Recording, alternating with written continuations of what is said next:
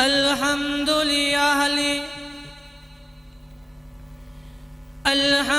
لأهله والصلاة على أهلها والصلاة على أهلها ألف ألف مرة ألف ألف مرة بعدد كل ذرة. أما بعد فأعوذ بالله من الشيطان الرجيم. بسم الله الرحمن الرحيم. ألف لام ميم. ذلك الكتاب لا ريب فيه هدى للمتقين. وقال النبي صلى الله عليه وسلم: خيركم من تعلم القرآن وعلمه. صدق اللہ العظیم. بلند آواز سے درود شریف پڑھ لیں. اللہم صلی علی محمد وعلی آل محمد کما صلیت علی ابراہیم وعلی آل ابراہیم انک حمید مجید.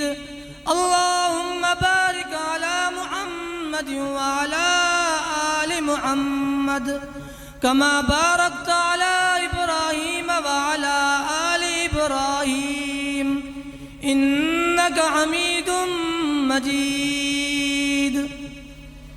یا الہی آج تو صدیق سا ایمان پیدا کر، عمر فاروق سا کوئی جری انسان پیدا کر. جہاں سے گم حیا ہو وہاں عثمان پیدا کر. علی المرتضیٰ شیر خدا کی آن پیدا کر. میرے واجب الاحترام ساتھیوں، بزرگوں، السلام علیکم ورحمۃ اللہ وبرکاتہ. میں سب سے پہلے اپنے چچا رانا محمد اشرف نمبردار صاحب کو مبارکباد پیش کرتا ہوں کہ ان کی بیٹی نے آج ماشاءاللہ قرآن پاک مکمل حفظ کیا.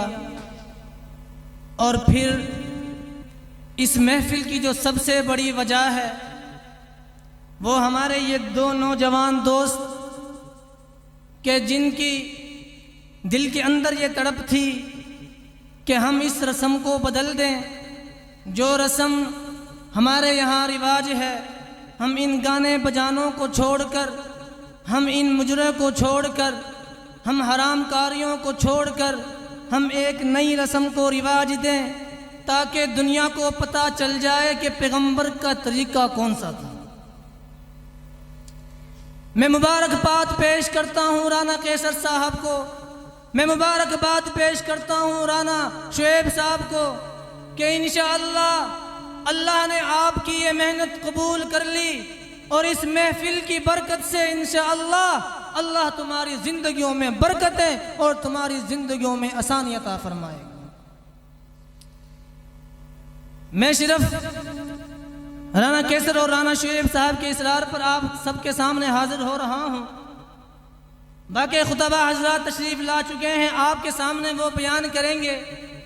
میں نے آپ حضرات کے سامنے قرآن پاک کی ایک آیت تلاوت فرمائی کہ رب نے قرآن کو شروع کیا اور شروع کرنے کے بعد رب نے دنیا کائنات کو بتا دیا ذالک الکتاب لا ریب فیہ، کہ یہ ایسی عظیم الشان کتاب ہے جس میں کوئی شک نہیں. یہ کتاب تمام کتابوں کی سردار، یہ کتاب جو ہے یہ قیامت تک چلتی رہے گی. میں خدا اس کا محافظ ہوں. اور جس نے بھی اس قرآن کو پڑھا، اس قرآن کو یاد کیا اور اس قرآن پر عمل کیا، اللہ نے اسے 4 چاند لگا دیے. دنیا کے اندر بھی عزت، آخرت کے اندر بھی عزت. جب حافظ قرآن اللہ کے سامنے اپنے ہاتھ اٹھاتا ہے تو اللہ حافظ قرآن کے ہاتھوں کو رد نہیں کرتا اور جب اللہ کا غضب آتا ہے، حدیث پاک میں آتا ہے، جب اللہ کا غضب آتا ہے، اللہ کا غضب آسمان دنیا پر پہنچ جاتا ہے، لیکن جب دیکھتا ہے کہ میرا چھوٹا بچہ میرا کلام پڑھ رہا ہے، اللہ کا غضب رحمت میں بدل جاتا ہے۔ پہلے کی والدین اپنی ماں اپنے بیٹوں کی تربیت بچپن سے کرتی تھی، بچپن سے ان کے دل میں اللہ کا یقین، بچپن سے ان کے دل میں رسول اللہ کا عشق، بچپن سے ان کے دل میں صحابہ کا عشق، بچپن میں ان کے دل کے اندر سارے احکامات ان کو سکھلا دیتی تاکہ میرا بیٹا بڑا ہو کر کائنات کا رہبر بنے، دنیا کا رہبر بنے، دنیا کو برائیوں سے نکال کر نیکیوں میں لا کر کھڑا کر دے۔ حضرت بختیار کاکی رحمہ اللہ تعالیٰ عنہ کے بارے میں آتا ہے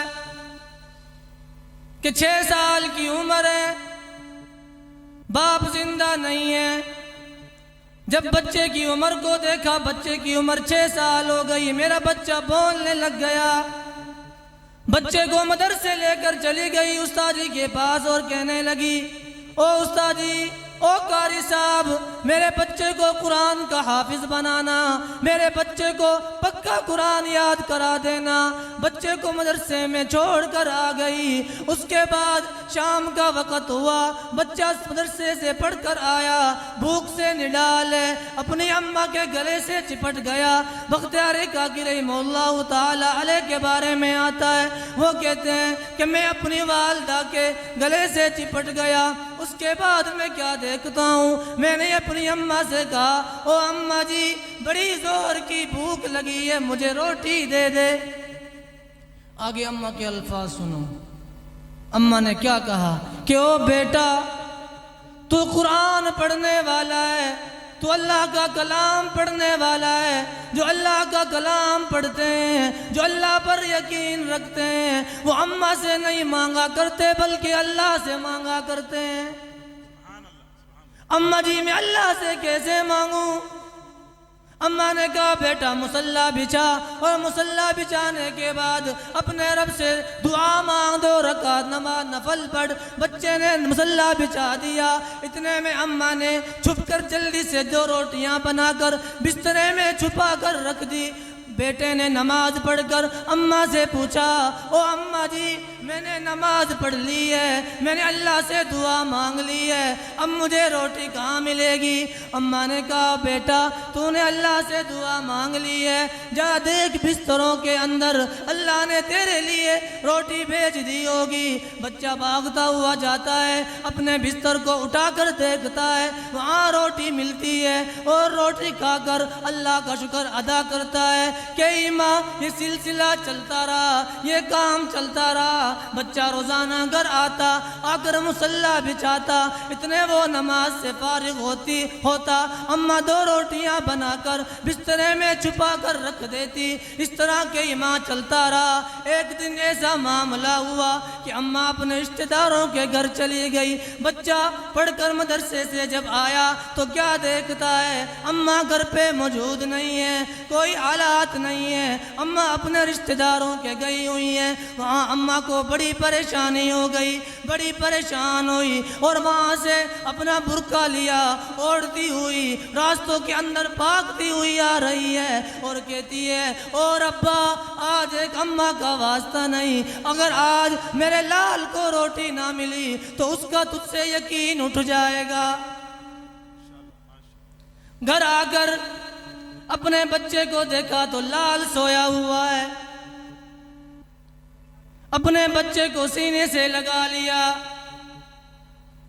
میری ماں بہنیں اپنے جگر پہ نوٹ کر لے کہ پہلے کی والدہ اور پہلے کے والد اپنے بچوں کی تربیت کیسی کیا کرتے تھے کہ اپنے بچے کو سینے سے لگا لیا، اور لگانے کے بعد کہا، بیٹا آج تو میرا لال بھوکا مر گیا ہوگا، آج تو میرا لال پیاسا بھوک سے نڈال ہو گیا ہوگا، بیٹے نے کہا اماں میں بھوکا نہیں ہوں، میں جب گھر آیا آپ گھر پہ موجود نہ تھی، آپ یہاں پر موجود نہ تھی، میں نے مصلی بچھایا، اللہ سے دعا مانگی، میں بستروں میں گیا، وہاں پر مجھے روٹی ملی، لیکن اماں جی 6 ماہ ہو گئے جو روٹی میں مجھے مزہ آج آیا ساری زندگی کبھی نہ آیا۔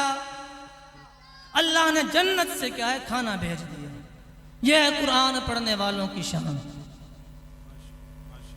میرے دوستو،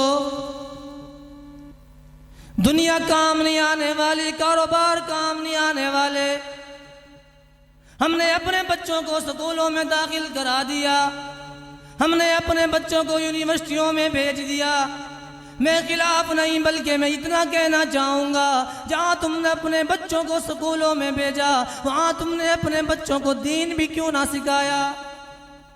کل قیامت کا دن ہوگا، یہی والد ہوگا جو والد جس نے اپنے بچے کے لیے نہ خوشی کو دیکھا، نہ غمی کو دیکھا، نہ سردی کو دیکھا، نہ گرمی کو دیکھا، نہ اپنے خاندان کو دیکھا، نہ اپنے گھر اپنی فکر کی، کسی چیز کو نہیں دیکھا، بلکہ اپنی اولاد کے لیے کمانے کے لیے نکل گیا۔ آج ہم ہزاروں جنازے دیکھتے ہیں، ہم جنازے پڑھنے جا رہے ہیں، دنیا دور دور سے جنازے پڑھنے کے لیے آ رہی ہے، لیکن سگا بیٹا سگا بھائی سائیڈ پہ کھڑا ہے۔ ارے بھائی، دنیا تیرے باپ کا نماز جنازہ پڑھنے آئی ہے، تو کیوں نماز جنازہ نہیں پڑھتا؟ وہ اپنے دل میں کہہ رہا ہوتا ہے کہ میرے ابا نے مجھے دنیا سکھا دی، مجھے کاروبار سکھا دیا، مجھے بزنس سکھا دیا، مجھے سکول پڑھایا، مجھے کالج بھیجا، لیکن میرے باپ نے مجھے اتنا بھی دین نہ سکھایا کہ میں اپنے باپ کا نماز جنازہ بھی پڑھ سکوں۔ کل قیامت کے دن ہم سے سوال ہونا ہے کہ تم نے اپنی اولاد کو کہاں کیا؟ قیامت کا دن ہوگا، والد سامنے آئے گا، اللہ اس کا حساب لے کر سائیڈ پہ کر دیں گے جنت۔ لیکن جب اولاد کی باری آئے گی، اللہ پوچھے گا کیا لے کے آیا؟ اولاد وہی کہے گی کہ میرے ابا نے مجھے دین تو نہ سکھایا، میرے ابا نے مجھے کالج بھیج دیا، میرے ابا نے مجھے سکول بھیج دیا، مجھے دین نہ سکھایا، سارے غلطی میرے باپ کی ہے، میرے باپ کو پکڑو۔ ہاں، یہ دولت کام نہیں آنی، دنیا کی واہ واہ دنیا میں رہ جائے گی۔